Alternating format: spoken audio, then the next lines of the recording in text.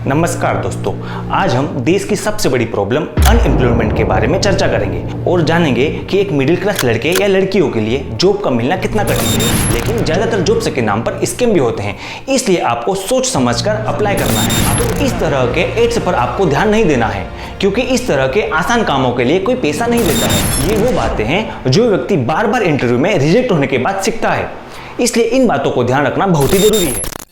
जो व्यक्ति अपनी फाइनेंशियल कंडीशन से पहले ही परेशान है, जिसके पास न तो खेती बाड़ी है न कोई इनकम का दूसरा सोर्स है, उसकी फैमिली उसे जैसे तैसे किसी स्कूल में पढ़ाती है, ग्रेजुएशन कराती है और फिर जब उसका जॉब करने का समय आता है तो नौकरी नहीं मिल पाती है। आज हम जानेंगे कि अगर कोई व्यक्ति जॉब करना चाहता है लेकिन जॉब मिल नहीं रही है तो ऐसी सिचुएशन में हमें क्या करना चाहिए कि कम से कम समय में अच्छी जॉब मिल सके। मैं आपके साथ कुछ रियल एक्सपीरियंस शेयर करना चाहूँगा, जिससे आपको पता चलेगा कि इंडिया में जॉब के क्या मायने हैं और ये भी जानेंगे कि जॉब ढूंढते समय कितने फ्रॉड हो सकते हैं और उनसे कैसे बच सकते हैं। तो हमें ऐसा क्या करना चाहिए कि बिना नुकसान के हम एक राइट जॉब हासिल कर पाएं। देखो, जब हमने डिसाइड कर ही लिया है कि हमें जॉब करना है तो सबसे पहले हमें अपने अंदर की जो शर्म है या किसी तरह का जो ईगो है उसे खत्म करना होगा, क्योंकि अगर इन दोनों में से कोई भी चीज़ हमारे अंदर है तो हम जॉब लगने के बाद भी इसे कंप्लीट नहीं कर पाएंगे। अक्सर क्या होता है कि हम जहाँ रहते हैं वहीं आसपास जॉब करने का सोचते हैं, और अगर हम ऐसी जगह रह रहे हैं जहाँ ज़्यादा जॉब तो है ही नहीं तो ऐसी जगह पर हमें कम से कम 1 या 2 महीने के लिए जॉब से सर्च करना है। अगर इस टाइम पीरियड में हमें जॉब मिल जाती है तो इससे बेटर अपॉर्चुनिटी कोई हो ही नहीं सकती, क्योंकि इसे हम घर से ही कर सकते हैं, जिससे हमारा जो एडिशनल खर्च है वो बच जाएगा। लेकिन इन 2 महीनों के बाद भी हमें जॉब नहीं मिल रही है तो फिर हमें अगले कदम की ओर बढ़ना है। हमें हमारे पास के लगभग 100 से 200 किलोमीटर वाले एरिया को ढूंढना है जहां पहले से ही हमारा कोई दोस्त या फिर फैमिली का कोई मेंबर या फिर पहचान का पर्सन वहां जॉब कर रहा हो या फिर पढ़ाई कर रहा हो। अगर यहाँ तक की जानकारी आपके काम की लगी तो वीडियो को लाइक और चैनल को सब्सक्राइब जरूर कर ले। अगर आप इंडिया के अनएम्प्लॉयमेंट की सारी सच्चाई को जानना चाहते हैं तो इसका वीडियो हमने पहले ही अपलोड कर चुके हैं, तो जिसे आप आई बटन पर जाकर देख सकते हैं। क्या होता है कि हमारे पास पैसे पहले ही नहीं हैं, इसलिए ऐसी स्थिति में हमें ऐसे व्यक्ति के साथ रुकना है जो हमारी मदद कर सके। फिर अब जानते हैं कि आखिर जॉब ढूंढना कैसे है। सबसे पहले हमें वो काम ढूंढना है जिसमें हमारी स्किल्स है या फिर जिस फील्ड में हमने ग्रेजुएशन की है। उसके अकॉर्डिंग हमें एक गोल सेट करना है कि मुझे 1 महीने या 15 दिन के अंदर कैसे भी जॉब हासिल करना है। जॉब ढूंढने के लिए सबसे पहले अपने मोबाइल में कुछ जॉब प्रोवाइडर एप्लीकेशन इंस्टॉल करना है, जैसे कि अपना या फिर जॉब है। ये 2 ऐसे एप्लीकेशन हैं जिन पर मैं भरोसा करता हूँ। इन दोनों एप्लीकेशन में अपनी प्रोफाइल बनाने के बाद अपनी स्किल्स के अकॉर्डिंग जॉब सर्च कर सकते हैं। ये 2 ऐसे एप्लीकेशन हैं जिसमें जॉब अप्लाई करने के बाद अगर कंपनी को रिक्वायरमेंट है तो आपको आगे से कॉल करती है और फिर उनके दिए गए टाइम पर आप अपना इंटरव्यू शेड्यूल कर सकते हैं। दूसरा, आपने देखा होगा कि न्यूज़पेपर में जॉब्स का अलग से सेक्शन होता है। उनमें कुछ जेन्युइन जॉब्स भी होती है, लेकिन ज्यादातर जॉब्स के नाम पर स्कैम भी होते हैं, इसलिए आपको सोच समझकर अप्लाई करना है। आपको बता दूं कि कोई भी जेन्युइन कंपनी किसी जॉब की ज्वाइनिंग के लिए पैसे नहीं मांगती है। अगर कोई कंपनी आपसे पैसों की बात करती है तो आप उन्हें तुरंत मना कर दीजिए और आप समझ जाइए कि एक फ्रॉड है। जॉब ढूंढने के समय आपके पास कई और दूसरे कॉल से भी आ सकते हैं, जैसे कि हम आपको 20,000 या 30,000 रुपए पर महीना देंगे, लेकिन ऐसी कंडीशन में आपको रजिस्ट्रेशन के नाम पर पैसे मांगे जाते हैं। ऐसा होने पर आपको बिना सोचे समझे उनको मना करना है। दूसरा ये है कि आप जिस शहर में जॉब सर्च कर रहे हैं वहां पर कुछ बड़े शोरूम्स या फिर मॉल वगैरह में जाकर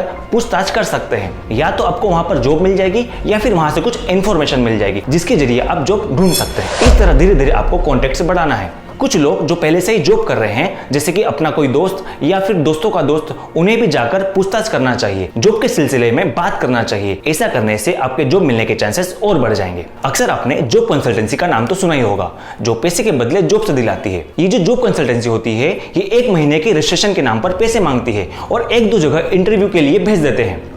अगर वहां पर सिलेक्शन हो जाता है तो अच्छी बात है, और अगर नहीं होता है तो आपके लिए नुकसान हो सकता है। यहाँ तक कि जॉब मिलने के बाद जो 15 दिन की सैलरी होती है वो भी उनको देना पड़ती है। इसलिए एक ऐसी जॉब कंसल्टेंसी सिलेक्ट करना है जो आपको सही मायने में जॉब दिला सके। और ये जो तरीका है जॉब ढूंढने का, यह आपका सबसे लास्ट तरीका होना चाहिए जॉब ढूंढने का, क्योंकि इसमें रजिस्ट्रेशन के नाम पर आपका पैसा वेस्ट हो सकता है, इसलिए सोच समझकर फैसला लेना चाहिए। अक्सर आपने मोबाइल या यूट्यूब पर डेटा एंट्री जॉब्स के बारे में देखा ही होगा कि आप घर बैठकर डेटा एंट्री जॉब कर सकते हैं। तो इस तरह के एड्स पर आपको ध्यान नहीं देना है, क्योंकि इस तरह के आसान कामों के लिए कोई पैसा नहीं देता है। इनसे जो वीडियो बनाते हैं वो तो पैसा कमा लेते हैं, लेकिन हम वीडियो देखकर भी अपना टाइम वेस्ट करते हैं और ये सब कुछ सच नहीं होता है।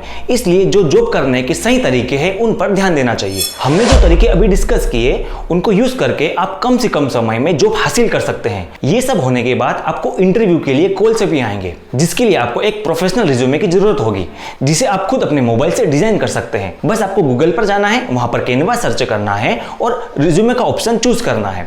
आपके सामने बहुत सारे रिज्यूमे के टेम्पलेट्स होंगे, उसमें से एक अपना रिज्यूमे टेम्पलेट सिलेक्ट करके उसे एडिट करके आप डाउनलोड कर सकते हैं। कुछ और बातें हैं जो जॉब करते समय आपको ध्यान रखना चाहिए।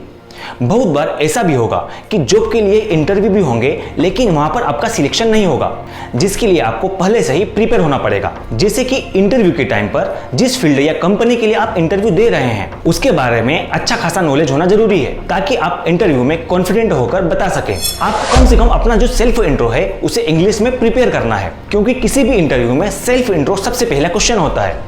जब भी आप इंटरव्यू के लिए जाए आपको प्रॉपर ग्रूमिंग और फॉर्मल ड्रेस में इंटरव्यू के लिए जाना है। इंटरव्यू देते समय बॉडी को स्ट्रेट रखना है और ज्यादा मूवमेंट नहीं करना है और पूरे कॉन्फिडेंस के साथ सवालों के जवाब देना है। अगर किसी क्वेश्चन का जवाब नहीं आता है तो सीधे मना करना है, उसे घुमा फिरा कर बताने की कोशिश मत करना, इससे आप रिजेक्ट हो सकते हैं। ये वो बातें हैं जो व्यक्ति बार बार इंटरव्यू में रिजेक्ट होने के बाद सीखता है, इसलिए इन बातों को ध्यान रखना बहुत ही जरूरी है। इंटरव्यू में जब फैमिली बैकग्राउंड की बात होती है उस समय आपको प्रॉब्लम्स के बारे में डिस्कस करना चाहिए, क्योंकि कोई भी कंपनी ऐसे पर्सन को जॉब में रखना पसंद करती है जो किसी मुसीबत से गुजर रहा हो, जिसके लिए वो लंबे टाइम तक काम कर सके और उनको भरोसा दिलाए कि आप उनके लिए बेस्ट होंगे। ऐसा करने से जॉब में सिलेक्ट होने के चांसेस बढ़ जाएंगे। बहुत बार ऐसा भी होगा कि जॉब अपॉर्चुनिटी भी होगी और इंटरव्यू होंगे, लेकिन जॉब की सिलेक्शन के टाइम पर आपको बहुत सारी प्रॉब्लम्स को सामना करना पड़ेगा। ऐसी कंडीशन में आपको हताश नहीं होना है, आपको अगले इंटरव्यू की तैयारी करना है और खुद को मोटिवेट रखना है। और जब तक आपको एक अच्छी जॉब नहीं मिल जाती तब तक ट्राई करते रहना है। अक्सर जॉब में टाइम पास करने वाले लोगों की वजह से जो सच में जॉब करना चाहते हैं उनके लिए जॉब ढूंढना मुश्किल हो जाता है। मेरा सबसे यही रिक्वेस्ट है कि प्लीज टाइम पास के लिए जॉब को नहीं करें, क्योंकि उनकी वजह से जो लोग सच में जॉब करना चाहते हैं उनके लिए मुसीबतें बढ़ जाती है। देखो, अगर हम जॉब न मिलने का मेन कारण देखें तो वो ये है कि हम जिस फील्ड से हैं उस सेक्टर में या तो वैकेंसी होती नहीं है या फिर हमारे पास उसके लिए प्रॉपर स्किल्स नहीं होती है या एक्सपीरियंस नहीं होता है, जिसकी वजह से हमें जॉब मिल नहीं पाती है। अगर आप चाहते हैं कि आप जिस प्रॉब्लम से गुजर रहे हैं उस प्रॉब्लम से आपकी फैमिली का कोई दूसरा मेंबर नहीं गुजरे, उसके लिए आपको उन्हें पहले से ही प्रिपेयर करना होगा। जैसे कि अगर कोई 9th क्लास में है उसे उसी समय से जागरूक करें और वह जिस फील्ड में इंटरेस्ट रखता है उसे उस फील्ड में आगे कोचिंग कराकर बाकी की जो पढ़ाई है उसे प्राइवेट में कंटिन्यू रखना चाहिए। इससे ये होगा कि आपकी कॉलेज कंप्लीट होने से पहले आपके हाथ में एक अच्छे पैकेज वाली जॉब होगी और वहीं तुम्हारा दूसरा दोस्त जो जॉब के लिए सर्च कर रहा होगा उस समय आप उससे कई गुना आगे निकल चुके होंगे। अब यही सारे रूल आप किसी गवर्नमेंट जॉब को पाने के लिए भी कर सकते हैं। बाकी का फैसला आपके हाथ में है। और मेरी इस राय के बारे में आपका क्या कहना है कमेंट बॉक्स में जरूर बताएं। यदि आपका कोई दोस्त या फिर कोई परिचित जॉब ढूंढने में परेशान है तो उन्हें यह वीडियो जरूर शेयर करें और इसी तरह की जानकारी पाने के लिए हमारे साथ जुड़े रहने के लिए, अपना नॉलेज बढ़ाते रहने के लिए अभी हमारे चैनल को सब्सक्राइब करें।